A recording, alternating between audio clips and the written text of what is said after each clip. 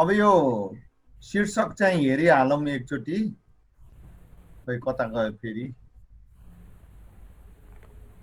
पावलको मण्डली स्थापनाको प्रारूप, उसको स्ट्रक्चर, मण्डली स्थापना चाहिँ उसले कसरी गर्ने रहेछ र गर्नुभन्दा अगाडि नै उसले देखिसक्छ यहाँ मण्डली हुन्छ र त्यो मण्डली यसरी चल्छ भन्ने चाहिँ प्री पिक्चर चाहिँ उसको मनमा आइसक्छ भन्ने कुरा हो है। अब यसमा चाहिँ पवित्र आत्माको आशिष अभिषेक प्रकाश अगुवाईलाई पर्खिनु भनेर हामीले कुरा गर्यौं। अनि त्यस्तै गरिकन सम्बन्धित ठाउँको मान्छेहरूको सबै अवस्था परिस्थितिलाई, मिसन फिल्डको अवस्था परिस्थितिलाई बुझेर त्यही अनुसार सुसमाचारको प्रस्तुति गर्नुपर्छ भन्ने कुरा गर्यौं। अनि घरेलु मण्डलीको अवधारणा, हाउस चर्च हैन, संख्या होइन, जतिजना विश्वास गरेर आउँछन्, प्रभुलाई चिनेर प्रभुको सन्देशलाई ग्रहण गरेर आउँछन्, त्यहाँ चाहिँ घरेलु मण्डली अथवा घरेलु संगतिको रूपमा स्वीकार गरिहाल्नु। अनि अब आज चाहिँ हामी के अरे अर्को कुरालाई सुरु गर्छौं है त। यो प्रारूपको सम्बन्धमा अर्को कुरालाई सुरु गर्छौं। तपाई हामी सबै बाँचुन्जेल संसारका लागि मिसनरीको रूपमा हामीहरू का छौं भन्ने कुरा हो। यहाँनिर यो चौथो म एकचोटि मिनिमाइज गर्नु पर्यो है, यहाँ मेरो के मिस्टेक भयो जस्तो लाग्यो।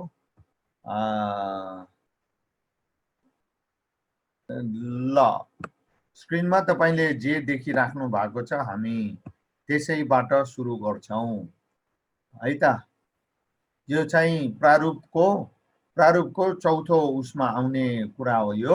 यो सुरु गरौँ है त। ल मदन बाबुले नै पढेर सुरु गरौँ। सबैले राम्रोसँग शब्द केलाइकन सुन्नु होला, हेर्नु होला पनि। अनि यो कुरा चाहिँ नलेजको लागि सिक्न लागेको होइन, प्रभुको राज्यको वृद्धि विस्तारको लागि के कसो गरेर कुन तरिकाले आफैलाई समर्पण गर्ने अनि त्यही अनुसार काम गर्दै अगाडि बढ्दै जानका लागि हामी सिक्दै छौं। सुन्यौं तर काम के पनि गरेनौं भनेदेखि हाम्रो ठुलो गल्ती हुन्छ है त। ल अगाडि बढौं मदन बाबु। 4 नम्बर। मण्डली स्थापनाको सेवा एक्लै खेल्ने खेल होइन। माथिका 3 कुराहरू सिरोपर गर्ने विभिन्न दान वरदान, समर्पण, त्याग, बोलावट, साथ, सहयोग र समर्थन गर्ने बलियो समूहको संयुक्त प्रार्थना, प्रयास र परिश्रमको परिणाम हो। त्यसकारण मण्डली स्थापनाको निम्ति पावलको जस्तै बोलावट दर्शन भएकाहरूले पावलले जस्तै सुहाउँदो समूह तयार गरी आत्माको सार्वभौम अगुवापनको सर्वोच्चतामा सम्बन्धित सबैलाई सुसज्जित बनाएर परिचालन गर्ने दर्शन, बोझ, खुबी, नम्रता, आत्मिक परिपक्वता नभई हुन्न। पावलको साथमा सिलास, बर्नबास, मर्कुस, तिमोथी, तीतस थिए। यो गएको हप्ता पनि पढ्या हो कि जस्तो फिल हुन थाल्यो। एनीवे हो। अब यहाँनिर चाहिँ मण्डली स्थापनाको सेवकाईका लागि तपाईँ हामीलाई परमेश्वरले बोलाउनु भएको हुनाले जे कामको लागि उहाँले बोलाउनु भयो त्यही नगरिकन बस्नु चाहिँ हामी विश्वासी विश्वासी होइनौं भन्ने कुरा हो। यदि त्यसो हो भने मण्डली स्थापनाको सेवकाईलाई अगाडि बढाउनको निम्ति के चाहियो त भन्दा यहाँनिर एउटा बलियो टिम चाहियो, समूह चाहियो, एक्लैको खेल होइन। अनि समूह मिलेर चाहिँ प्रार्थना, प्रयास र परिश्रम गर्ने हो। त्यसकारणले मण्डली स्थापना चाहिँ व्यवस्थापन पनि हो है त। र तपाईँ मुख्य नेतृत्वकर्ताले चाहिँ तपाईको टिमका हरेक सदस्यहरूलाई पावलले सिलास, बर्नबास, मर्कुस, तिमोथी, तीतसलाई परिचालन गरे जस्तै तपाईले आफ्नो टिमका दाजुभाइ दिदीबहिनीहरूलाई परिचालन गर्न सिक्नुभयो, जान्नुभयो, गर्नुभयो भने मात्रै मण्डली स्थापनाको सेवकाई चाहिँ अगाडि बढ्छ है त। टिम वर्क भयो। अनि त्यो टिम मिलेर के गर्ने? प्रार्थना, प्रयास र परिश्रम गर्ने। पहिला प्रार्थना होइन, अनि कोसिस मेहनत गर्ने र सबै एकसाथ मिलेर अगाडि बढ्ने है त। ल अब मण्डली स्थापनाका लागि पावलले प्रयोग गरेका केही विधि र नमुनाहरू, एक्सन स्टेप्स चाहिँ के हुन् त? पहिला के गर्ने, दोस्रो के गर्ने, तेस्रा के गर्ने, अनि कसरी मण्डली स्थापनाको सेवालाई अगाडि बढाउने, हामी सरासर अगाडि बढ्दै जान्छौँ है त। हामी सरासरै अगाडि बढ्दै जाँदाखेरि नै बेस होला। ल अब रविनाले पढौँ 1 नम्बर। अब यो चाहिँ हामी यहाँदेखि के हेर्दैछौँ त यो शीर्षक अन्तर्गतमा भने एक्सन स्टेप्सहरू के गर्ने, के गर्नुपर्छ, कसरी सुरु गर्ने, कहाँबाट सुरु गर्ने इत्यादि। ल रविना पढौँ। नम्बर 1, सम्बन्धित समाजका विश्वासिला र इज्जतदार मानिसहरू मार्फत तपाईँको सकारात्मक परिचय गराउनुहोस्। ल अब रणनीति, काम गर्ने तरिका चाहिँ तपाईँलाई थाहा हुनुपर्छ। अब यसभन्दा अगाडिको कुरा तपाईँलाई थाहा भयो भने अब कार्यरूपमा यसलाई परिवर्तन गर्नका लागि, कार्यान्वयन गर्नका लागि चाहिँ त्यो ठाउँमा एकजना यस्तो व्यक्तिसँग तपाईँले चिनजान गर्नुहोस्, परिचय गर्नुहोस्, साथी र सम्बन्ध बनाउनुहोस्। त्यो इज्जतदार मान्छे होस्, विश्वासिलो मान्छे होस्, उसको कुरा त्यहाँ गाउँ, त्यस्तो खालको मान्छेलाई तपाईँले त्यो समुदायबाट साथी बनाउनु पर्यो र उसद्वारा चाहिँ तपाईँ त्यो गाउँमा चिनिनुहोस्। किनभने जसद्वारा तपाईँ चिनिनुहुन्छ त्यस्तै परिचय, पहिचान तपाईँलाई त्यहाँ एक्सेप्ट गर्ने नगर्ने भन्ने कुरा चाहिँ कस्तो व्यक्तिबाट तपाईँ त्यो टोलमा, त्यो समुदायमा परिचित हुनुभएको छ, त्यसले धेरै फरक पार्छ है त। ल रिमा 2 नम्बर पढौँ। धेरै प्रार्थना साथ सार्वजनिक वा कुनै घरमा सुसमाचार प्रचार गर्ने उपयुक्त मौका मिलाउनुहोस्। ल पहिला कुरा परिचयको कुरा भयो। दोस्रो चाहिँ धेरै प्रार्थना गर्ने, त्यो गाउँको लागि जानुभन्दा अगाडि जाँदै प्रार्थना गर्दै, धेरै प्रार्थना चाहिँ धेरै चाहिन्छ मण्डली स्थापनाको सेवाको लागि। अनि सुसमाचार सुनाउनको लागि आफैले बन्दोबस्त मिलाउन पर्छ। You take the initiative. कुरा तपाईँले राम्रोसँग बुझ्नु पर्यो। अनि हामी प्रायले यसमा चाहिँ गल्ती गरिराखेका हुन्छौँ। मौकै मिल्या छैन, परिस्थिति नै भन्छ। No, that's wrong understanding. त्यस कारणले तपाईँ हामीले बुझ्नुपर्ने एउटा परिस्थिति मिलाउन पर्यो।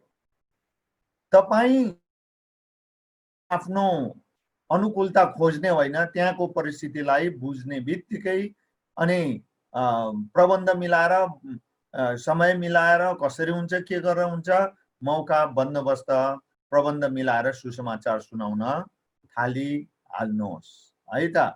ल अब तेस्रोमा हाम्रो रामदेवीले पढौँ।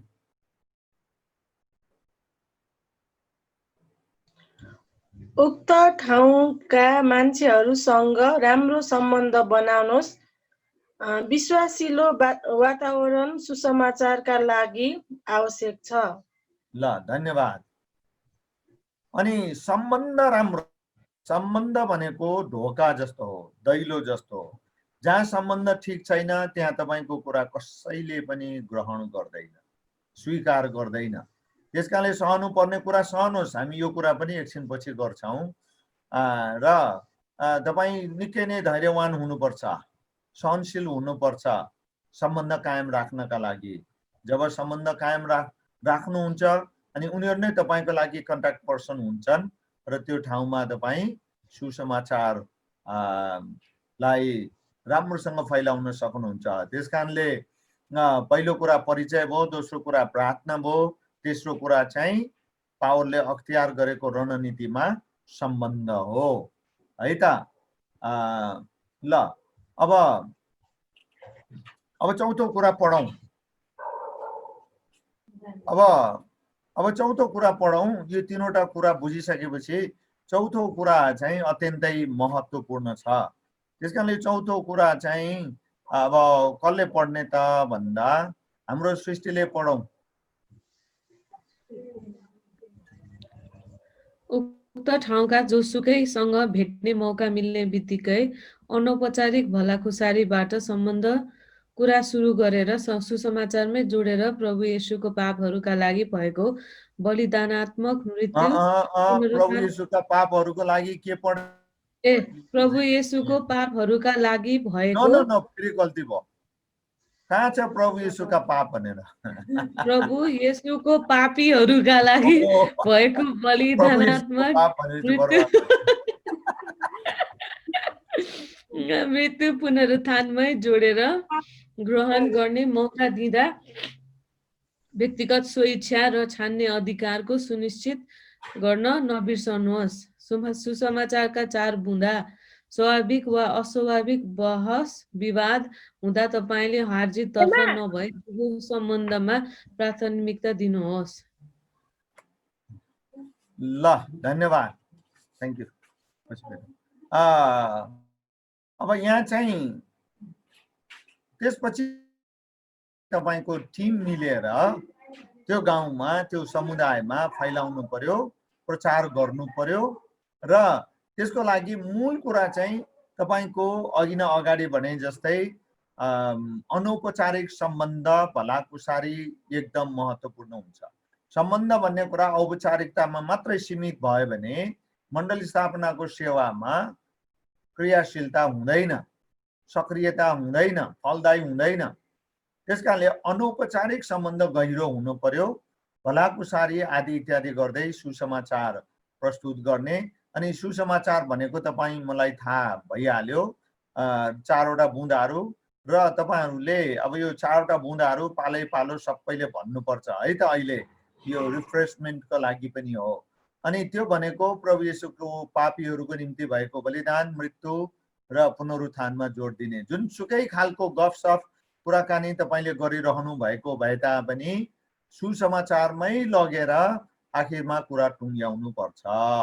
अनि यो बहस विवाद चर्को पनि हुन सक्छ, कहिलेकाहीँ चर्को पनि हुन सक्छ। त्यस्तो अवस्थामा हारजितको कुरा नगर्नुहोस्। म जित्नै पर्छ भन्ने सोच नलिनुहोस्, सम्बन्धलाई प्राथमिकता दिनुहोस्।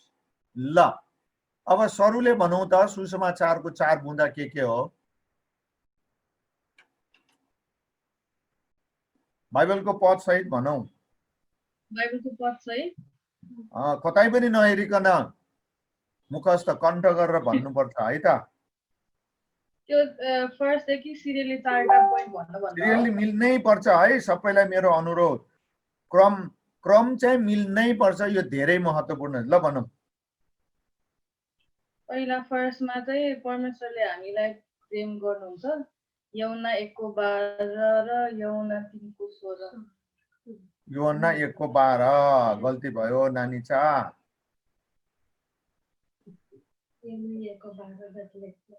त्यो त सेकेन्ड पापको पोइन्ट। यौना 3:16 मा चाहिँ हो। अनि दोस्रो कुरा चाहिँ पापको बारेमा। हजुर हनुमानले भने कि साँच्चीकै हो? त्यो चाहिँ रोमी 3:23 र अनि चौथो नम्बरमा चाहिँ तेस्रो नम्बरमा चाहिँ पाप क्षमा र उद्धारको बारेमा। हजुर। अनि त्यसको पद चाहिँ यहुन्ना 1:12 हो। अनि एउटा चाहिँ 1 कोरिन्थी 5को कि 1 कोरिन्थी 5को पुरै हामीले गरेका छैनौँ। ल यति चाँडो बिर्सिनु त मलाई लाज लाग्यो, के गर्ने होला। त्यो पद चाहिँ के अरे यस्तो पुनरुत्थानपछि देखा पर्नु भएको पद चाहिँ थियो, तर कति चाहिँ ठ्याक्कै बिर्स्यो। अनि त्यसपछि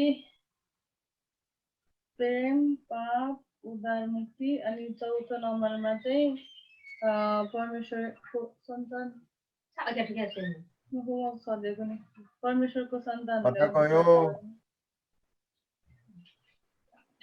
ल अब तिमीलाई स्पेयर गरिदिन्छु है त म। ल अब हाम्रो रामदेवीले भनिदिउँ। ल बहिनीलाई हेल्प गरौँ, सरू बहिनीलाई। कतै पनि नहेरिकन भन्नुहोस्। हेर्दिन। परमेश्वरले तपाईँ हामीलाई प्रेम गर्नुहुन्छ। हजुर युहन्ना 3:16, रोमी हजुर रोमी रोमी रोमी 5:23 हो कि कति हो फेरि। ओहो अलिकति अनि गल्ती भयो, 5 चाहिँ हो 23 चाहिँ होइन। अनि 5 को त्यसपछि 8 ल 5:8 अगाडि बढ्नु। अनि हामी सबै जना पापी छौँ, त्यसैले हामी पापी छौँ। त्यसका रोमी 3:23। अनि यस्तै गरी प्रभु येशू ख्रीष्ट हाम्रो पापको मूल्य चुकाउनको लागि संसारमा आउनुभयो। उहाँ बलिदान हुनुभयो, बलिदान हुनुभयो, गाडिनुभयो र फेरि पुनरुत्थान हुनुभयो, किनकि उहाँ परमेश्वर हुनुहुन्छ। हजुर 1 कोरिन्थी 15:3-8। अनि यसै गरी त्यसै कारणले गर्दा चौथोमा चाहिँ त्यसै कारणले गर्दा हामी सबैले स्वइच्छाले परमेश्वरलाई ग्रहण गर्नुपर्छ। यो चाहिँ एफिसी कोरिन्थी अनि एउटा प्रकाश हो। त्यसपछि म अलि बेसी ल म हेल्प गर्छु है त रामदेवीलाई। प्रकाश 3:20 र एफिसी 2:8 र 9। ल धन्यवाद। अब अरू सबैले सोद्धाखेरि त लाज पो लाग्ने हो रहेछ कि क्या हो रिमा? तिमी अगाडि आउँछौ? मलाई थाहा भएको पनि त्यति नै हो गुरु। हो ल, यो 4वटा बुँदा चाहिँ कण्ठ गरिराख्नु होला। जहाँसुकै जानुहोस्, जसुकै अवस्थामा पनि मुखस्थ भयो भने तपाईँ मोबाइलमा भएको बाइबल अथवा पदलाई पनि हुबहु त्यस्तै पढेर सुनाउँदा पनि भइहाल्छ है त। यो यसो मैले ऱ्यान्डम टेस्ट गरे हो र तपाईँहरू सबैले यो मुखस्थ गरिराख्नुपर्छ है त। ल अब अर्को बुँदामा जाउँ र यो अर्को बुँदा चाहिँ के अरे खै कसलाई पदम बाबुले पढौँ ल। 5 नम्बर। 5 नम्बर। जसलाई सुनाउँदै हुनुहुन्छ उसको स्वभाव, अवस्था, सोच, समाज, संस्कार, प्रभाव आदिसँग सुहाउँदो र बुद्धिमानी किसिमले सुनाउने र वचनको व्याख्या गर्ने। सोधेका हरेक प्रश्नको जवाफ दिँदा वचनतिर सङ्केत गर्नुहोस् र उसलाई स्वीकारयोग्य र मेरा लागि पनि नभई नहुने यथार्थ कुरा रहेछ भनेर बुझ्ने किसिमले बताउनुहोस्। यसो गर्दा कसैको कुनै पनि आस्था, संस्कार, धर्म, परम्परा आदिमा चोट पर्ने किसिमले कुरा र व्यवहार गर्दै नगर्नुहोस्। ल धन्यवाद धेरै पदम बाबुलाई। ल तपाईँले जुन ठाउँको मान्छेलाई सुनाइराख्नु भएको छ, साधारणतया उसको बारेमा थोरै जानकारी तपाईँलाई छ भने ऊ कुन लेभलको मान्छे हो उसको लेभल थाहा पाएर प्रस्तुति पनि त्यही प्रकारले गर्नुहोस्। अनि बिचबिच वो के भन्छ, यो उसको केही प्रश्नहरू छ भने प्रश्नको जवाब दिँदा उसलाई त्यस्तो इम्प्रेसन नपरोस् कि उसले जे सोधे पनि तपाईँको दिमागबाट सर र धाराबाट पानी खोलाए जस्तै उसले बताइरहेछ भन्ने इम्प्रेसन उसलाई नपरोस्।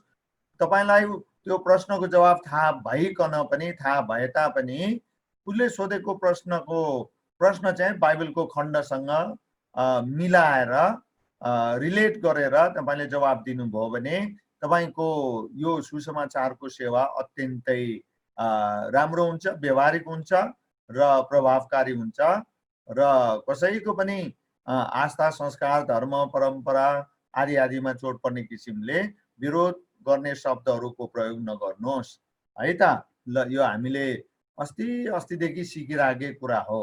ल अब 6औं कुरा पढौँ है त। शर्मिला पढौँ ल।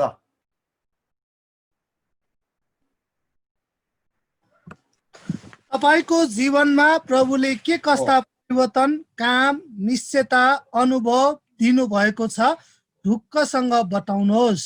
ल आज फरक सरप्राइजको शर्मिला पो भएछ। ल यो सुसमाचार सुनाउँदा कुराकानीको सिलसिलामा 4वटा बुँदाहरूको व्याख्या गर्ने होइन, तर अन्तमा कतै कुनै सन्दर्भमा छोटो अनौपचारिक कुराकानी भएको अवस्थामा तपाईले आफ्नो व्यक्तिगत अनुभव मिसाएर कुरा गर्नुहोस्। कुरा बुझ्नुभयो? तपाईले आफ्नो व्यक्तिगत अनुभव मिसाएर कुरा गर्नुहोस्। अनि यसरी कुरा गर्दाखेरि तपाईले कहिले पनि हावादारी कुरा नगर्नुहोस्। आफ्नो अनुभव मिसाएर कुरा गर्दा त्यो कुरा एकदमै प्रभावकारी हुन्छ है त, एकदम प्रभावकारी हुन्छ। त्यसकारण अनुभव मिसाएर कुरा गर्ने बानी बसाल्दाखेरि धेरै राम्रो हुन्छ। ल अब यो अर्को 7औं सुझाव चाहिँ हाम्रो दानियल बाबुले पढौँ। ल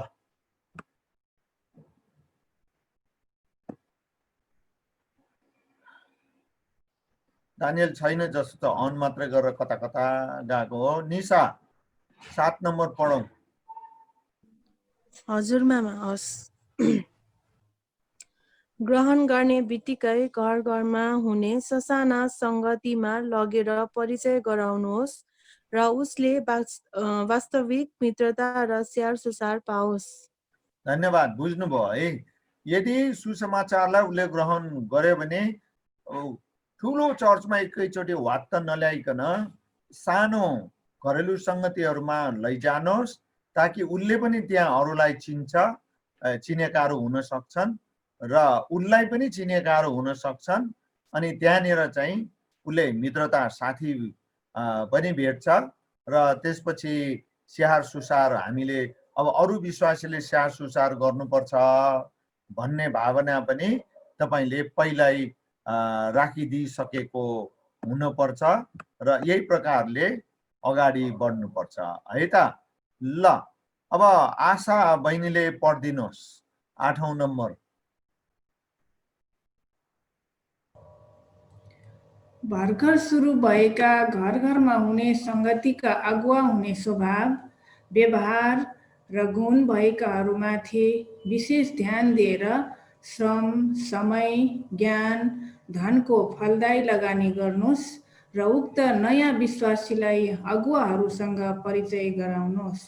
ल अब जब सानो सङ्गति, घरेलु सङ्गति अथवा हाउस चर्चको सुरु हुन्छ अनि तपाईँ एउटा दर्शन बोकेको अगुवाको हैसियतले त्यो हाउस चर्चमा जतिजना विश्वासीहरू छन् उनीहरू मध्येबाट राम्रोसँग बढिराखेको, अरूको सेवा गर्ने स्वभाव व्यवहार देखाएकोहरूमाथि विशेष फोकस गर्नुहोस्, विशेष ध्यान दिनुहोस् र उसलाई चाहिँ ल तपाईँ चाहिँ अगुवा हुने खालको मान्छे रहेछ भनेर फ्याट्ट नभनिहालिकन उसलाई अलिकति बढी प्रायोरिटी मात्रै दिने हो, ताकि ऊ निर्माण हुन सकोस् र त्यसपछि उसलाई जिम्मेवारी दिन पनि मिल्छ। त्यसकारण अब हामी अर्को लेभलमा पुग्दैछौँ है, तपाईँले विचार गर्नुभयो होला, अर्को लेभलमा हामी पुग्दैछौँ है त। ल केदार भाइ पढिदिनुहोस् 9औं नम्बरको।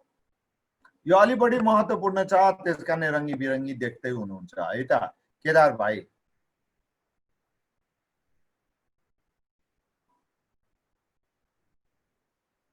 केदार भाइ पनि हुनुहुन्न जस्तो लाग्यो। होइन जस्तो छ, म पढ्दै गुरुबा। पढौँ। सङ्गति सेवा मण्डलीलाई बाँड्ने, बिथोल्ने, तितो बनाउने सबै खाले नकारात्मक व्यक्ति, कुरा, वातावरणबाट सहन पर्ने, जति आफैले सहेर क्षमा दिएर सार्वजनिक हुन, नजिक समाधान गर्न रचनात्मक भूमिका खेल्नुहोस्। ल धन्यवाद। यहाँको कुरा असाध्यै महत्त्वपूर्ण छ। जब सानो सङ्गति, हाउस चर्च, हाउस फेलोसिप सुरु हुन्छ अब त्यति बेला अनेक खालका कुराहरू भित्रैबाट पनि आउन सक्छ, बाहिरैबाट पनि आउन सक्छ।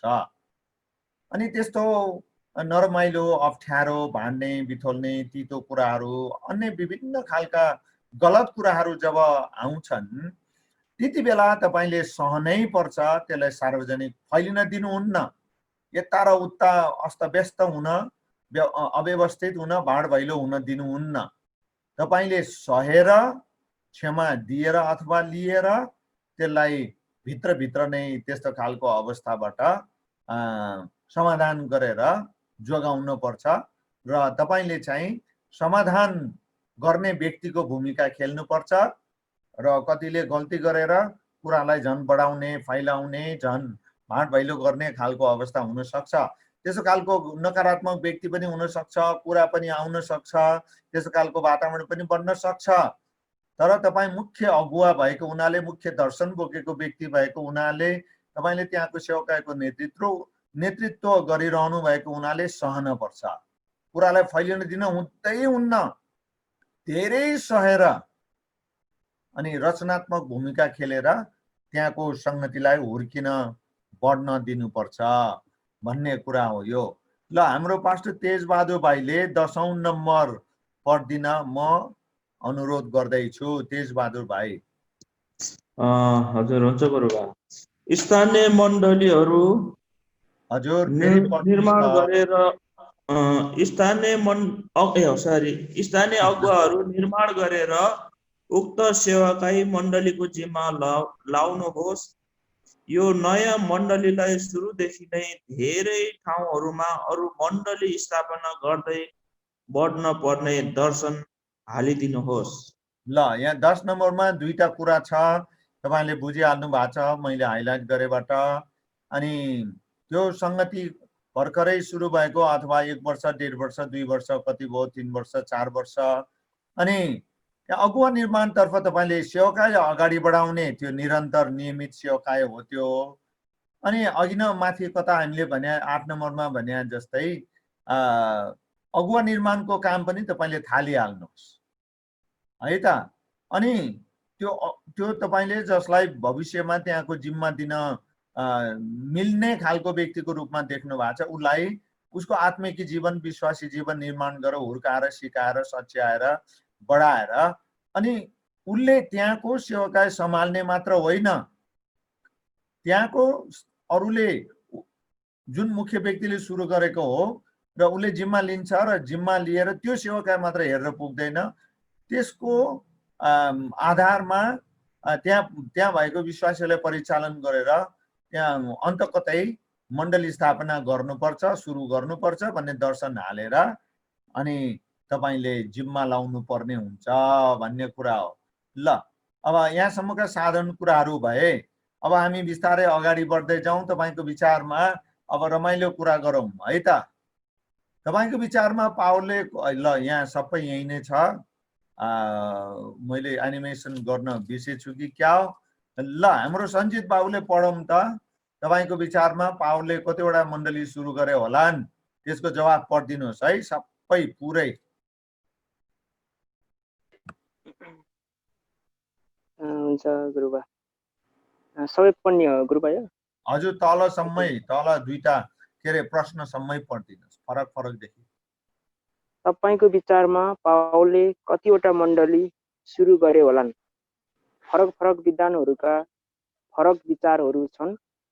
धेरैको अनुमान 20 र ती 20ले अरू धेरै छोरी नातिनी पनातिनी मण्डलीहरू उनकै जीवनकालमै सुरु गरेका थिए। यसको अर्थ के हुन सक्छ? उनले सुरु गरेका सबै मण्डलीहरूको बिहानै नै सकेसम्म चाँडै अर्को मण्डली सुरु गरिहाल्ने थियो। यी दुई मध्ये कुन महत्त्वपूर्ण लाग्छ तपाईलाई? ल अब यो दुई मध्ये भनेको चाहिँ के हो भने नि यहाँ एउटा प्रश्न छ। अनि यो हामीले यो विषयमा किन कुरा गर्न आवश्यक पर्यो त भन्दा पावलले जतिवटा मण्डली स्थापना गरोस् न हामीले किन भन्ने खालको कुराहरू पनि होला। तर यहाँ एउटा शिक्षा छ हामीले सिक्नुपर्ने। अब कतिजना विद्वानले भन्छ 20 वटा, कतिले भन्छ होइन धेरै। तर यहाँ यति र उतिको कुरा होइन, तब हामीले सिक्नुपर्ने, तब हामीले बुझ्नुपर्ने र हामीले व्यवहारमा उतार्नु पर्ने कुरा चाहिँ के हो भने पावलले 20 वटा मण्डली सुरु गर्यो या 15 वटा या 10 वटा या 200 वटा। तर यहाँनिर मूल कुरा चाहिँ के छ भन्नुहुन्छ भने उनले जतिवटा मण्डली सुरु गरे तापनि ती हरेक उनले सुरु गरेका मण्डलीहरूलाई यस्तोसँग सिकायो, यस्तोसँग नेतृत्व दियो, यस्तोसँग अगाडि बढायो कि ती हरेक मण्डलीले चाँडै चाँडै अर्को मण्डली सुरु गरिहाल्थे। उसको जीवनकालमै पावलको जीवनकालमै उसले सुरु गरेका मण्डलीहरूले थोरै समयमै छोरी मण्डली मात्र होइन नातिनी मण्डलीहरू पनि सुरु गरे र नातिनी मात्र होइन पनातिनी मण्डलीहरू पनि सुरु गरेको रेकर्ड छ, इतिहास छ। त्यसकारणले मण्डली सुरु गर्नु मात्रै नभइकन त्यो सुरु गरिएको मण्डलीलाई अघि नै तपाईले सुनिहाल्नुभयो दर्शन हाल्दिन पर्छ है त, भिजन ट्रान्सफर गर्नुपर्छ भन्ने एउटा भनाइ छ। त्यसकारणले तपाईसँग त्यो भिजन हुनु पर्यो। तपाईसँगै त्यो भिजन छैन भने, त्यो दर्शन छैन, त्यो बोलावट छैन भने तपाईले जहाँ अहिले सेवा गरिराख्नु भएको छ त्यो मण्डलीबाट अर्को छोरी मण्डली सुरु हुनै सक्दैन। यदि दर्शन छैन भने हुनै सक्दैन। मरी कुदे पनि हुन सक्दैन, किनभने दर्शन हो, बोलावट हो, दान वरदान हो। अनि थुप्रै टिप्सहरू तपाईले अगाडि सुनिसक्नुभयो। समूह चाहियो, परिचालन गर्न सिक्नु पर्यो। दान वरदान उनीहरू तपाईको टिम मेम्बरहरूसँग भएको दान वरदान के हो त्यो थाहा पाउनु पर्यो, त्यही बमोजिम परिचालन गर्नु पर्यो। अब यहाँ डिएनए भन्ने कुरा चाहिँ के हो भने पावलले जस्तै गरिकन जब तपाईले नयाँ आत्मा जित्नुहुन्छ, उसलाई हुर्काउनुहुन्छ अनि संगतिमा ल्याउनुहुन्छ, त्यसपछि बिस्तारै उसले बुझोस् कि मैले मात्र उद्धार पाएर नपुग्ने रहेछ, अरूले पनि उद्धार पाउनु पर्ने रहेछ र मेरा आफन्तहरू र मेरा गाउँलेहरूलाई यो उद्धारको सुसमाचार सुनाउने जिम्मा चाहिँ मेरो रहेछ भन्ने कुरा उसले बुझ्नुपर्छ। यही हो डिएनए भने, भित्रदेखि उसले आफैले बुझोस्। ल अब तपाईलाई मेरो प्रश्न यहाँ तल, यो प्रश्न चाहिँ के भने मण्डली अब अहिले भर्खरै गरेको कुराको आधारमा मण्डली सुरु गर्नु ठुलो कुरा रहेछ कि सुरु गरिएको मण्डलीमा दर्शन हाल्दिनु ठुलो कुरा रहेछ? कुन चाहिँ महत्त्वपूर्ण रहेछ मण्डली वृद्धिको दृष्टिकोणमा? भन्नुहोस्। सुरु गरिएको मण्डलीलाई दर्शन हालिदिनु महत्त्वपूर्ण जस्तो लाग्छ। हजुर, अरू भाइहरू, तेजबाद भाइ धन्यवाद, कर्ण भाइ धन्यवाद। अरू पनि बोल्नुहोस् त, बहिनीहरू पनि बोल्नुहोस्।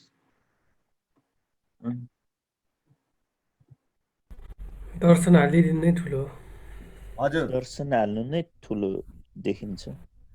हजुर धन्यवाद भाइहरू। खोइ छोरीहरू छैनन् कि क्या हो? दर्शन हालिदिनु नै सबभन्दा ठुलो कुरा दर्शन हाल्नु नै ठुलो कुरा हो। ल धन्यवाद तपाईहरु जो जति बोल्नुभयो, जो जति नबोली बस्नुभयो, तपाईहरुलाई पनि धन्यवाद। सासको खेर त जान्न थियो होला। एनीवे धन्यवाद। तर अब मेरो तपाईहरु जो जतिले आफ्नो कुरा राख्नुभयो या राख्नु भएन, तपाईहरु सबैलाई मेरो अनुरोध सहितको च्यालेन्ज, चुनौती चाहिँ के छ भने तपाईसँग दर्शन छ कि छैन? किनभने तपाई दर्शनविहीन मान्छे हो भने तपाई कहीँ पनि पुग्नुहुन्न जिन्दगीमा, कहीँ पनि पुग्नुहुन्न। कुरा बुझ्नुभयो? रिले दौड जस्तो हुन्छ तपाईको जिन्दगी, कहीँ पनि पुग्नुहुन्न यदि दर्शन छैन भने। त्यसकारण अहिले सोच्नुहोस्, चाहे तपाईको प्रोफेसनल लाइफको बारेमा, चाहे तपाईको फ्यामिली लाइफको बारेमा, चाहे तपाईको क्रिस्चियन लाइफको बारेमा, चाहे तपाईको सेवकाईसँग सम्बन्धित लाइफको बारेमा, दर्शन छ कि छैन? यो धेरै महत्त्वपूर्ण प्रश्न हो। यो जे गर्छ दर्शनले गर्छ, भिजनले गर्छ। किनभने बाइबलले स्पष्ट भनेको छ र बाइबलकै शिक्षा सिद्धान्त अनुसार संसारका ठुलठुला यो व्यवस्थापन सम्बन्धी गुरुहरू, पण्डितहरू, थुप्रै किताब लेख्नेहरूले पनि त्यही भन्छन्। उनीहरूको निचोड पनि त्यही नै हो, दर्शन नभएको अगुवा चाहिँ अगुवा होइन। ऊ आफै बिलाउँछ र अरूले अरूलाई पनि बिलाइदिन्छ। त्यसकारण यो अलिकति महत्त्वपूर्ण कुरा भएको हुनाले मैले अलि जोड दिएँ। त्यसकारण तपाईहरु कसैको यसमा इनपुट्सहरू छ, केही भन्नु छ, थपथाप गर्ने कुरा, कमेन्ट्सहरू अथवा एनी क्वेशन्स? आफ्नो अनुभव बताउँदा पनि हुन्छ।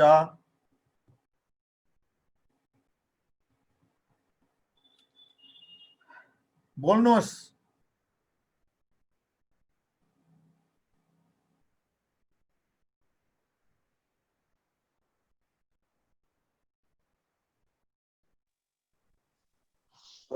प्रभुको आज्ञालाई शिरोधार गर्ने हो भने हामीमा दर्शन हुनु आवश्यक छ गुरुबा। यो ठिक छ भाइ, तपाईले भन्नुभएको कुरा धेरै राम्रो असल कुरा हो र अरू भाइ बहिनीहरूले पनि यही कुरा भन्नुहुन्छ। तर अहिलेको मेरो वर्तमान प्रश्न चाहिँ के छ भने, यदि तपाईहरू एबीसीडी जोसुकै किन नहुन्, तपाईँ लिडर बन्ने हो, प्रभुको सेवक सेविका बन्ने हो भने तपाईसँग दर्शन भएर मात्रै पुग्दैन। तपाईले दर्शन अनुसार सेवामा सहायता गर्न थाल्नु भएको छ कि छैन?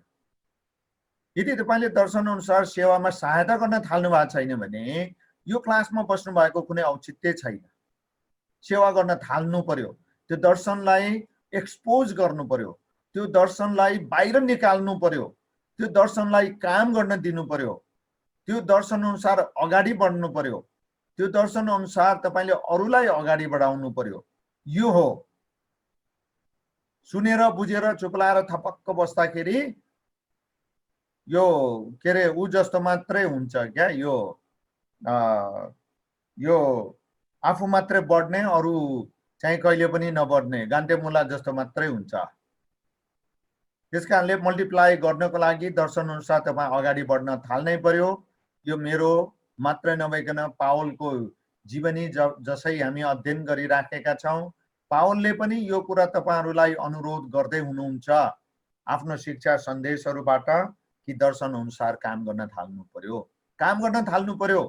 कुरा सुनेर सिकेर बुझेर बसेर हुँदैन, काम गर्न थाल्नु पर्यो। तपाईहरु मन्जुर तयार हुनुहुन्छ? बोली सुन्न पाए हुन्थ्यो। हजुर काम गर्न थाल्नु पर्यो। तपाई जहाँसुकै जानुहोस्, तपाईलाई परमेश्वरले दिनुभएको दर्शन अनुसार केही न केही गर्नु भएन भने तपाईलाई थाहा छ त्यो दर्शन मरेर जान्छ, मरेर जान्छ। अनि तपाई प्रभुप्रतिको तपाईको जवाफदेहिता, अकाउन्टेबिलिटी खोइ कहाँ जान्छ? यो चाहिँ चुनौती हो। ल हामी let's go to the next slide है त। हामी अर्को अब पाउलको 7 बज्यो। पाउलको मिसनको हृदयले भरिएको घरेलु मण्डली सुरु गर्ने रणनीति। मैले एनिमेसन नै गरिन कि क्या हो? ल एनीवे अब चाहिँ हाम्रो के रे दानियल बाबुले पढौँ त 1 नम्बर। यो पाउलको मिसनको हृदयले भरिएको घरेलु मण्डली सुरु गर्ने तरिका, रणनीति कसरी सुरु गर्ने। हामी यो धेरै कुरा यो गरिसकेका, यसको बारेमा गरिसकेका छौँ। त्यसकारण हामी सरासर पढ्दै अगाडि बढ्दै जाउँ। Daniel 1 number. मिसनको हृदयले भरिएको मण्डली सुरु गर्ने व्यक्ति नै यस्तो दर्शन बोझ समर्पण भएको हुनुपर्छ। उसले परमेश्वरलाई व्यक्तिगत रूपमा भेटेको, पवित्र आत्माको अगुवाई पाएको, परमेश्वरको वचनमा भिजेको मान्छे हुनै पर्छ। प्रेरित 9 1 देखि 6। बाइबल पल्टाएको छ बाबु दानियल? बाइबल यहाँ अगाडि चाहिँ छ, पल्टाउँदैछु। ल पढौँ। ल प्रेरित साउलको जीवन परिवर्तन। प्रेरित 9:1 5 र 6 मात्रै पढौँ बाबु। 5 र 6 मात्रै। 5 र 6। तिनले भने, प्रभु तपाईँ को हुनुहुन्छ? अनि उहाँले भन्नुभयो, म यसो हुँ जसलाई तिमी सताउँदछौ। तर उठेर सहरमा जाऊ र तिमीले जे गर्नु पर्छ सो तिमीलाई बताइनेछ। आमेन। आमेन। धन्यवाद। सुन्नुहोस् है त, उसले प्रभुलाई भेटिसक्यो। त्यसकारण मण्डली स्थापनाको सेवामा आफैलाई समर्पण गर्ने व्यक्तिले परमेश्वरलाई भेटेको हुनुपर्छ। यो चाहिँ एकदम फन्डामेन्टल क्वालिफिकेसन हो। यो नभई नहुने आधारभूत। प्रभुलाई उसले पावलले जसरी भेट्यो, तपाईले पनि परमेश्वरलाई भेटेको हुनुपर्छ। अनि बल्ल प्रभुले हराउनुहुन्छ।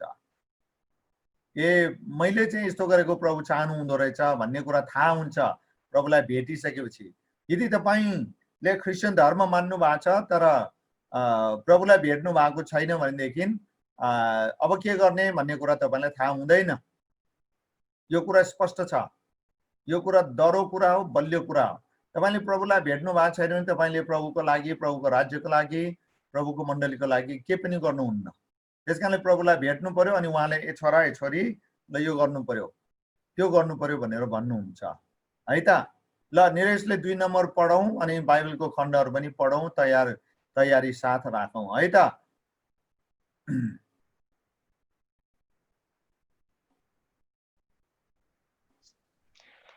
पढ्दैछु 2 नम्बर।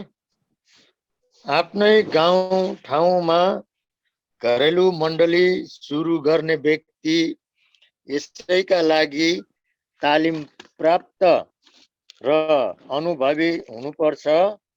पावलले गमलिएलबाट र पछि स्वयं परमेश्वरबाटै तालिम पाएका थिए।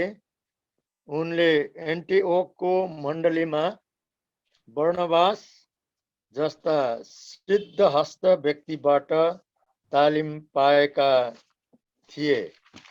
अब यो सबै पदहरू पढ्ने हो कि होइन न? गलातीको 1:11-12 र प्रेरित 11को 25-26 मात्रै पढौँ, अगाडिको नपढ्दा हुन्छ। ल गलाती 1:11 र 12 एकैछिन म यहाँ पढाउँदैछु। 1:11 र 12 मा यसरी लेखेको छ, यो अलि पुरानो संस्करण हो। किनकि ए भाइ हो, मबाट प्रचार गरिएको सुसमाचार जो छ सो मानिसद्वारा होइन भन्ने म तिमीहरूलाई जनाउँछु। किनकि मैले त्यो कुनै मानिसबाट पाएको होइन, न यो मलाई सिकाएको हो, तर येशू ख्रीष्टको प्रकाशबाट मलाई यो मिलेको हो। अनि प्रेरित 11 को 25-26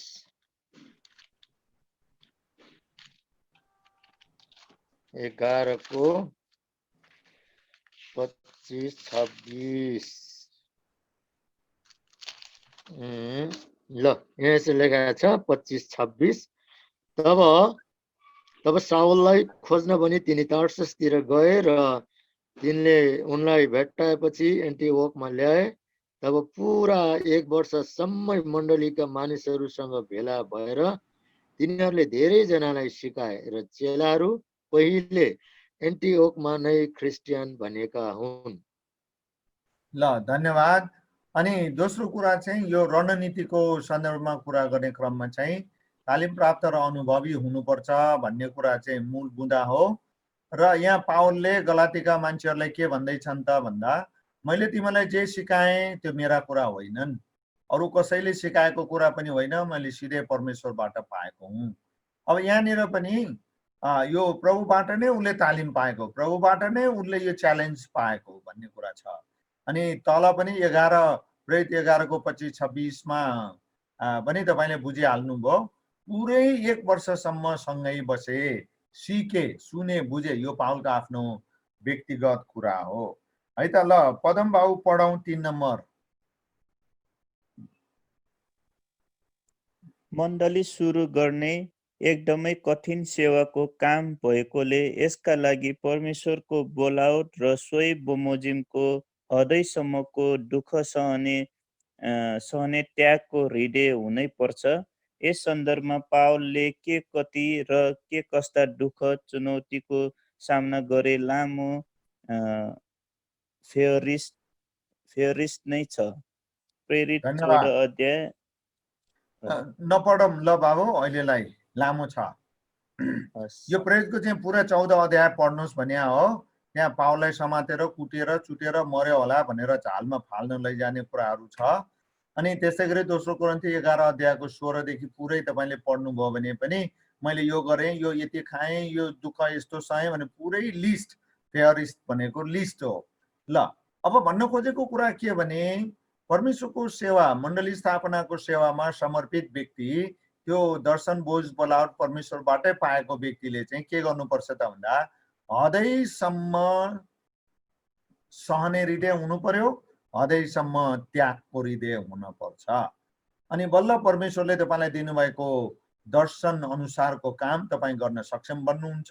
सानसानो कुरा पनि सहन सक्नुहुन्न, सानसानो कुरामा पनि कम्प्लेन र यो के अरे ग्रम्बलिङ भन्छ, त्यस्तो भित्रभित्रै कुरा खेलाएर भुनभुनाएर हिँड्नुहुन्छ भने तपाईँले मण्डली स्थापनाको सेवा गर्न सक्नुहुन्न र गरिहाले पनि आशिषित हुन्न। त्यस कारणले हदैसम्मको दुःख सहने र त्यागको हृदय हुनुपर्छ, स्याक्रिफिसियल हार्ट हुनु पर्यो।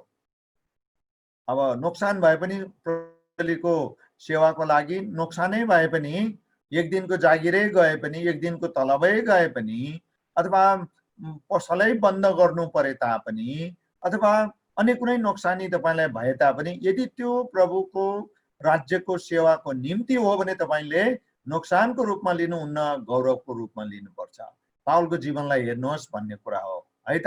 प्रेरितको 14 पढ्नुहोस् अनि दोस्रो कोरिन्थी 11 अध्यायको 16 देखि तल पढ्दै जानुहोस् है त। ल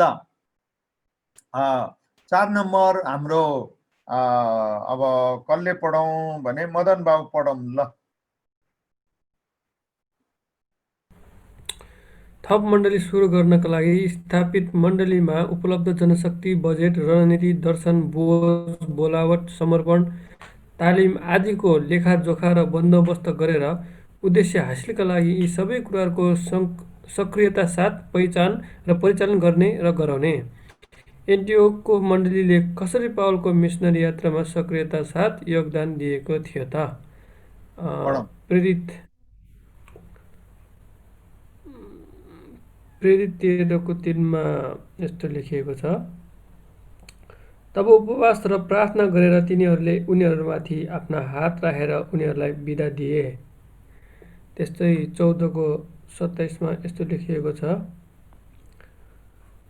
जब तिनीहरू एन्टिओखियामा आइपुगे तब मण्डलीलाई भेला गराए अनि परमेश्वरले तिनीहरूका साथमा गर्नुभएका सबै कामको बयान गरे र कसरी उहाँले अन्य जातिहरूका निम्ति विश्वासको ढोका खोलिदिनु भयो सो सुनाए। धन्यवाद। ल 13 मा चाहिँ प्रार्थना गरेर पावल बर्नबासलाई एन्टिओखको मण्डलीले मिसनको यात्रामा पठाएको कुरा हो यो। अनि 14:27 मा एन्टिओख आफ्नो अभिषेक गरेर प्रार्थना गरेर पठाएको मण्डलीमा फर्केर आएर रिपोर्टिङ गरेको कुरा हामी यहाँ देख्छौँ। अब यो सबै कुराको बन्दोबस्त एन्टिओखको मण्डलीले कसरी गर्यो, के को आधारमा गर्यो त भन्दा उनीहरूसँग जनशक्ति थियो, जनशक्तिको व्यवस्थापन हो, मण्डलीले यो कुरा बुझ्नु पर्यो, बजेटको व्यवस्थापन हो, अनि रणनीति, दर्शन, बोझ, बोलावट, समर्पण, तालिम आदि आदिको बन्दोबस्तको कुरा हो यो। त्यसकारणले तपाईँले पनि अब यो पहिचान गर्न थाल्नु पर्यो र त्यसपछि परिचालन गर्नलाई क्रियाशीलता देखाउनु पर्यो। यो अघिदेखि सुरुदेखि हामीले भन्दै आएका छौँ, यो एक्लैको खेल होइन, यो टिम वर्क हो। त्यसकारणले अब पास्टर, एल्डर, डिकन अथवा त्यो उहाँहरूको मात्रै मुख ताकेर पनि हुँदैन। उहाँहरूको आशीर्वाद लिएर, उहाँहरूसँग परामर्श गरेर, उहाँहरूले देखाउनु भएको बाटोमा अगाडि बढेर तपाईँलाई परमेश्वरले दिनुभएको दर्शनलाई उहाँहरूको परामर्शमा अनि उहाँहरूको सरसल्लाहमा साथ सहयोग, आशीर्वाद, प्रार्थना लिएर तपाईँ टिम मिलेर अगाडि बढ्नुपर्छ। अनि यसका लागि मण्डलीले चाहिँ माथिको कुराहरू को व्यवस्थापन गर्छ भन्ने कुरा हो है त। ल हाम्रो केदार भाइ हुनुहुन्छ त अहिले? हजुर छु सर। अघि न कता गायब हुनु भएको थियो तपाईँ? ल 5 नम्बर पढेर सहयोग गर्नु होला है त। पावलको जीवनी अध्ययनबाटै थाहा हुन्छ उनले प्रयोग गरेका मण्डली स्थापनाका विधि तौर तरिकाहरूबाट धेरै सिक्न सक्छौँ। ती विविध तौर तरिका मध्ये सबैभन्दा पहिलो आवश्यक र महत्त्वपूर्ण रणनीति भनेकै लक्षित ठाउँमा सुसमाचारद्वारा तृप्त गर्ने काम थालिहाल्ने।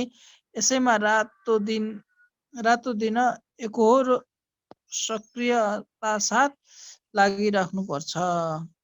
धन्यवाद।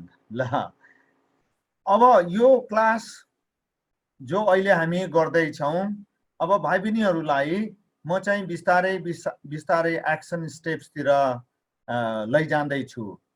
अनि तपाईँले मेरो कुरा सुन्नु मात्रै भयो र मैले तयार गरेको पाठ लिएर मात्रै बस्नुभयो तर केही पनि गर्नु भएन भने के अरे हामीले चिटिङ गरिराखेका पनि हुन्छौँ, आत्मिकी चिटिङ है त।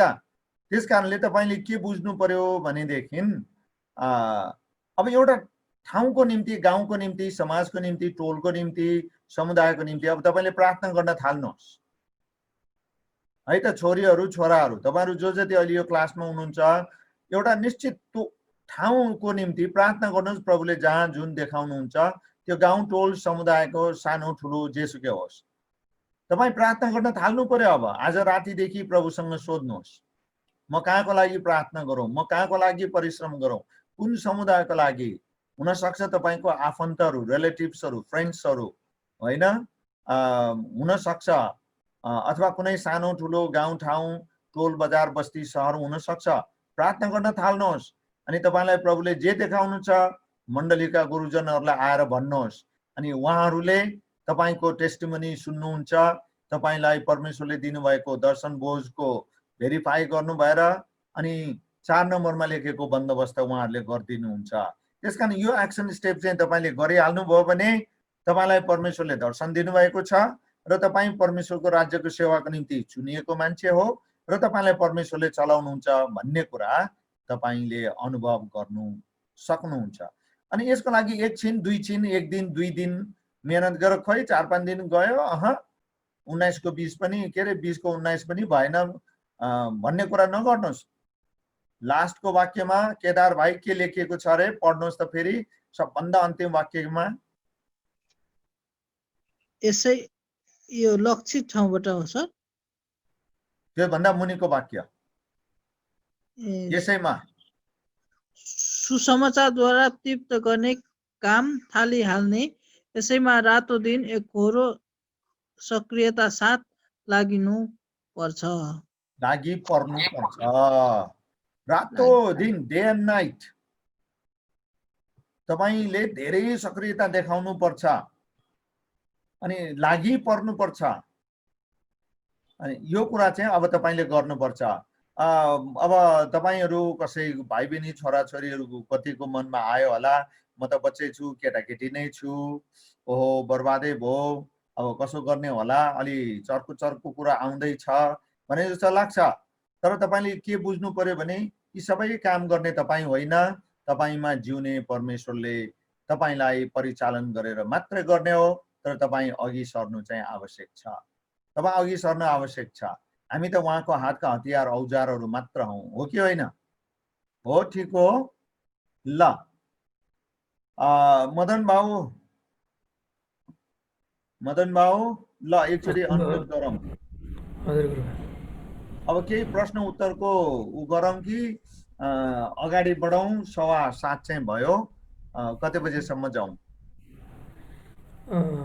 अब यो पछि नयाँ टपिक सुरु हुन्छ गुरु। हजुर, अब धेरै लाग्दैन, थोरै मात्रै होला कि एउटा सकौँ कि एउटा टाइटल? हुन्छ, त्यसै हुन्छ। हुन्छ, ठीक छ। हुन्छ, 7:30 सम्म। तपाईहरुलाई केही प्रश्न छ? तपाईहरुसँग केही प्रश्न छ भने गर्नुहोस्।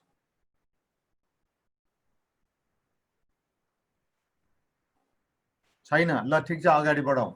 ल अब अघिनको जस्तै जस्तै छ, तर सरासरी पढेर हामी अगाडि बढिहालौँ है त? हुन्छ।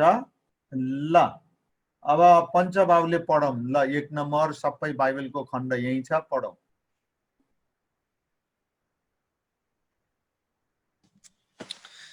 एक, पावलको मण्डली स्थापना गर्ने रणनीति।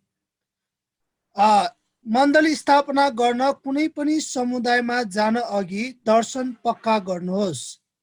प्रेरितको पुस्तक 16 अध्यायको 9 र 10 पदमा लेखिएको छ, क्रियाशील समूहका सबैको दर्शन एउटै हुनुपर्दछ। ल तल यही छ, बाइबलको खण्ड यही छ। तब माइसिया भएर तिनीहरू क्रोआसमा गए।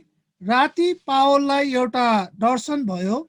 माकेदोनियाको एकजना मानिस खडा भई तिनलाई बिन्ती गरिरहेको थियो, माकेदोनिया आउनुहोस् र हामीलाई सहायता गर्नुहोस्। जब तिनले यो दर्शन पाए तुरन्तै हामी माकेदोनिया जान तयार भयौं।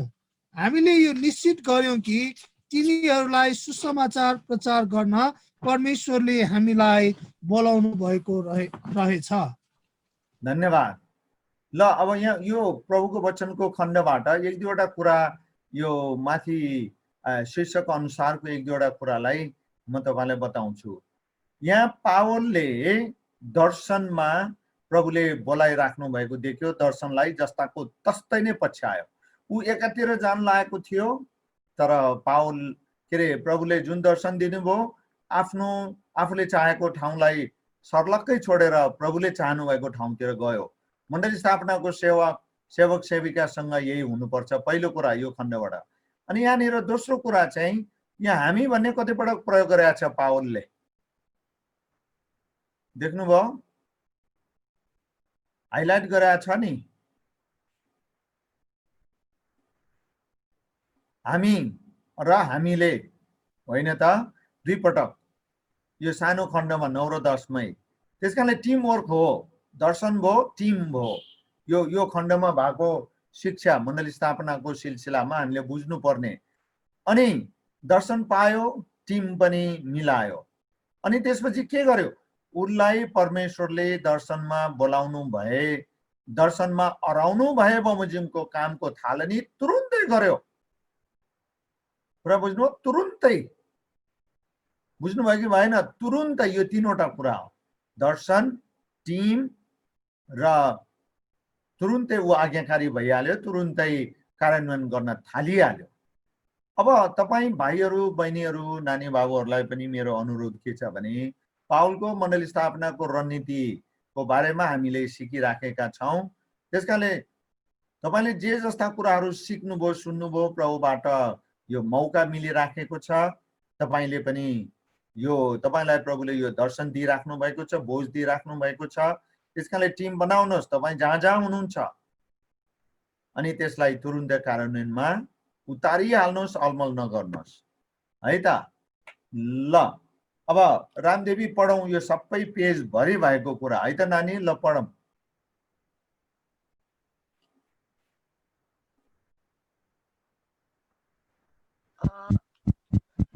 सम्बन्धित ठाउँको समाज र संस्कारमा प्रभाव पार्ने सहरलाई लक्षित गर्नुहोस्। कतिको 16 हो? हजुर, प्रेरितकै हो यो, प्रेरितकै हो 16। उनीहरू मेसी 12 अनि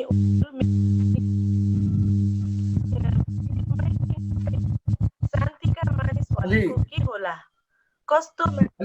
हजुर अलि सुनिएन नानी, खोइ के होला? कस्तो मान्छेलाई शान्तिको मानिस भन्ने गरिन्छ? यो खण्डमा लिडियालाई किन शान्तिको मानिस भनिएको होला? जहाँ जाँदा पनि त्यहाँका स्थानीय मानिस समाजले तपाईलाई जहिलेसम्म मन पराउँदैन, स्वीकार नगरुन्जेल तहिलेसम्म सुसमाचार र परमेश्वरको राज्यको घोषणा गर्न नपर्खनुहोस्। धन्यवाद। ल यो खण्ड पढौँ त नानी, 16 को 12। र त्यहाँबाट फिलिपीमा आइपुग्यौं, जो माकेडोनियाको प्रमुख सहर र रोमी उपनिवेश पनि हो। हामी त्यस सहरमा केही दिन बस्यौं। धन्यवाद। यहाँ सहरको कुरा गरिएको छ, सहरलाई लक्षित गरिएको छ। अब फिलिपीमै किन गएको त पावल उसको टिम फिलिपीमै किन गएको होला? अनि यहाँ दोस्रो के अरे तेस्रो प्रश्न, दोस्रोमै छ, दोस्रोको दोस्रो, तेस्रो प्रश्न भनौँ, उनीहरू मेसिडोनियाको फिलिपीमै किन गए? किनभने उनीहरूलाई पावललाई प्रभुले त्यतै जानको लागि दर्शनमा अराउनु भएको थियो। अब यहाँ शान्तिको मानिस, म्यान अफ पिस। अब तपाईले मैले मण्डली स्थापनाको सेवामा लाग्नु अघि यो कुरालाई बुझ्नुपर्छ। यो कन्सेप्ट, यो अवधारणा के हो? यो शान्तिको मानिस कसलाई भनेको हो? को शान्तिको मानिस? जब तपाईले कुनै पनि सहर, समुदाय, गाउँटोलमा मण्डली स्थापना गर्ने, हाउस चर्च सुरु गर्ने लक्ष्यका साथ प्रार्थना, परिश्रम, समूह मिलेर गर्नुहुन्छ, अनि त्यहाँ तपाईहरूलाई स्वागत गर्ने, तपाईहरूको कुरा सुनिदिने, तपाईहरूलाई के अरे सम्मान दिने, अनि सुसमाचार ग्रहण गर्ने पहिलो व्यक्ति र जसले पछि गएर नेतृत्व लिने धेरै सम्भावना हुन्छ, त्यो व्यक्ति चाहिँ शान्तिको मानिस हो। अब यसलाई अर्को शब्दमा भन्ने हो भने कन्ट्याक्ट पर्सन हो। कुरा बुझ्नुभयो? अनि त्यो शान्तिको मानिस जसले सकारात्मक रूपमा तपाईलाई स्वीकार गर्छ, स्वागत गर्छ, अनि तपाईको परमेश्वरबाटको सन्देशलाई उसले ग्रहण गर्छ भने, अनि उसको निम्ति अझ बढी प्रार्थना गरेर उसको निम्ति अझ बढी तपाईका एक्टिभिटिजहरू फोकस गरेर उसलाई सिक्ने, सुनाउने, हुर्काउने, बढाउनेतिर तपाईले लैजानु पर्छ। यस्तो कामहरू गर्न पर्छ। त्यसकारण यसरी सुसमाचार प्रचार गर्ने क्रममा चाहिँ खोइ मेरो कुरा सुन्दै सुन्दैन, मलाई त मान्छेले यहाँ मान्दैन भनेर यो सहज वातावरण बनोस् अनि पछि गरौँला भन्ने तरिकाले नपर्खनुहोस् है त। सबैलाई एकैचोटि जम्मा गरेर सबै गाउँ एकैचोटि सुसमाचार सुनाउने भने होइन। शान्तिको मानिसलाई पहिला चिन्नुहोस्, पक्रिनुहोस् अनि उसलाई प्रभुमा ल्याएर हुर्काएर निर्माण गर अनि ऊद्वारा, उसको माध्यमद्वारा त्यो गाउँमा प्रभुको राज्यको कामलाई अगाडि बढाउन सकिन्छ है त।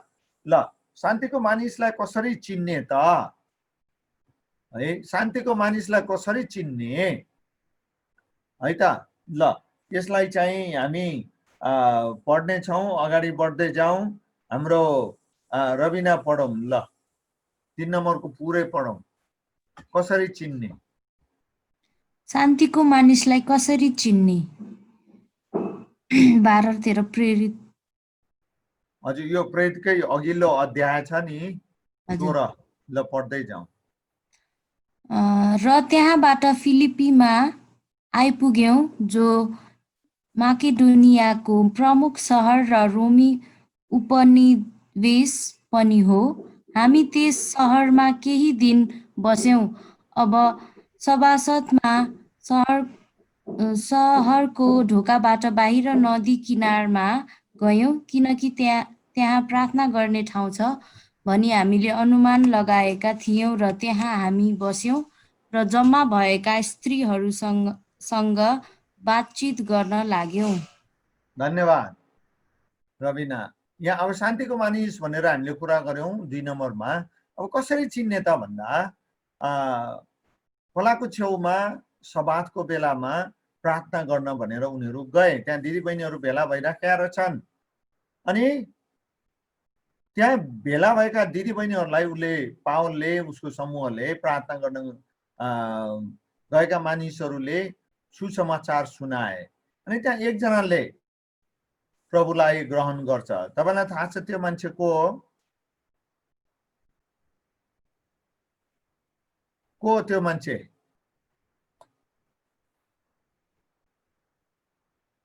थाहा छ कसैलाई? त्यो मान्छे चाहिँ यहाँ अब स्त्रीहरू भनिएको छ, त्यसकारणले पक्कै पनि दिदीबहिनी नै हुनुपर्छ, दाजुभाइ चाहिँ होइन। अब भन्नुहोस् त, सिलाइको काम गर्ने मान्छे को? लिडिया। लिडिया हो। अब एउटा कुरा यो छ यो खण्डमा, अनि अर्को कुरा चाहिँ फिलिपी र माकेडोनिया चाहिँ यहाँ प्रमुख सहरको रूपमा गरिएको छ, त्यस भनिएको छ यहाँ। भनेपछि पावलले सहर केन्द्रित सेवाकालाई अगाडि बढाउँदैछ है त। अर्बन सेन्टर्ड मिनिस्ट्री उसले गर्दैछ। अब 4 नम्बरतिर जाउँ, सृष्टि पढौँ सबै।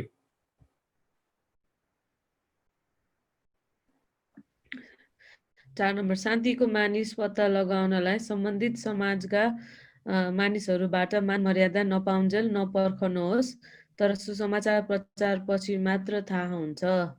13 अध्याय होइन, 13 पद भन्या यो है त। 16 को 13 भन्या फेरि। हजुर। अब सबातमा सहरको ढोकाबाट बाहिर नदी किनारमा गयौं, किनकि त्यहाँ प्रार्थना गर्ने ठाउँ छ भनी हामीले अनुमान लगाएका थियौं र त्यहाँ हामी बस्यौं र जम्मा भएका स्त्रीहरूसँग बातचित गर्न लाग्यौं है त। अघि नकै हो यो शान्तिको मानिस चिन्ने चाहिँ जसले परमेश्वरको सन्देशलाई ग्रहण गर्छ, त्यही हो शान्तिको मानिस। अनि त्यसैलाई सम्पर्क व्यक्ति, ऊ जुन गाउँ ठाउँको हो उसैलाई सम्पर्क व्यक्ति बनाउनुहोस् भनिएको है त। ल, अब 5 नम्बर पढौँ। आशा बहिनी सबै पढौँ है त। कहाँ कहाँ परमेश्वरले कसरी काम गर्दै हुनुहुन्छ होसियार साथ पत्ता लगाएर त्यही प्राथमिकता दिने गर्नुहोस्। 14 पद, थियाटिरा सहरकी निवासी बैजनी वस्त्रको व्यापार गर्ने लिडिया नाउकी एउटी ईश्वर भक्त स्त्रीले हाम्रा वचन सुनिन्। पावलले बोलेका कुरा ध्यानसँग सुनुन् भनेर प्रभुले तिनको हृदय खोलिदिनु भयो। जसको जीवनमा प्रभुले काम गर्न थाल्नु भएको छ उसैलाई पछ्याउनुहोस्। गाउँटोलको प्रभावशाली व्यक्ति नआउन्जेल पर्खने नगर्नुहोस्। ल धन्यवाद। शान्तिको मानिस चाहिँ अब यो फिलिपीको चाहिँ शान्तिको मानिस को रहेछ भन्दा लिडिया। किन लिडिया शान्तिको मानिस कसरी भयो भन्दा प्रभुको वचन ग्रहण गरेको कारणले हो। त्यसकारण तपाईहरुले पनि अब जसै प्रार्थना गरेर अगाडि बढ्नुहुन्छ अनि यही कन्सेप्टलाई चाहिँ तपाईले पछ्याएर तपाई अगाडि बढ्नुहोस् है त। यो गाउँको ठुलो मान्छे मुख्य मान्छेले हाम्रो कुरा सुनेकै छैन, हामीलाई ग्रहण गर्ने एक्सेप्ट गर्ने हो कि होइन त्यो कुरा होइन। त्यो सबै चिन्ताको विषय प्रभु कहाँ राखिदिनुहोस् है त। ल अहिलेसम्मको कुराबाट के चाहिँ बुझ्नुभयो रे? अहिलेसम्मको अब हामी यही सक्छौँ आजका लागि। के कुरा बुझ्नुभयो? दुईवटा कुरा तपाईले सिक्नुभयो आज, धेरै कुरा सिक्नु भएको छैन। के सिक्नुभयो रे? टिम वर्क हुनु पर्यो, सरलाई टार्गेट गर्नु पर्यो। बस हजुर, टिम वर्क हुनु पर्यो। एक्लैले काम गरेर एक्लैले गर्ने काम यो होइन। अनि सहरलाई लक्षित गर्नु पर्यो। सहरलाई किन लक्षित गर्नु पर्यो त्यो तपाईले बुझिसक्नु भएको छ है त। उसको पेरिफेरल इन्फ्लुएन्स एरिया हुन्छ अनि त्यसमा चाहिँ आर्थिक, सामाजिक, राजनीतिक, स्वास्थ्य, शिक्षा सबै हुन्छ। अनि त्यो सहरले वरिपरिको सबै गाउँमा यी विविध क्षेत्रहरूमा उसले प्रभाव पारिराखेको हुन्छ। त्यस कारणले समूह चाहियो र सहर लक्षित गर्नुहोस्। यो प्रकारको उद्देश्य प्रार्थना गरेर अगाडि बढ्नुभयो भने पावलको मण्डल स्थापनाको सेवकाईलाई हामीले व्यवहारमा उतारेका हुन्छौँ र परमेश्वरले तपाईलाई अवश्य पनि चलाउनुहुन्छ। अब बाँकी कुरा चाहिँ हामी अर्को भेटघाटमा गरौँला।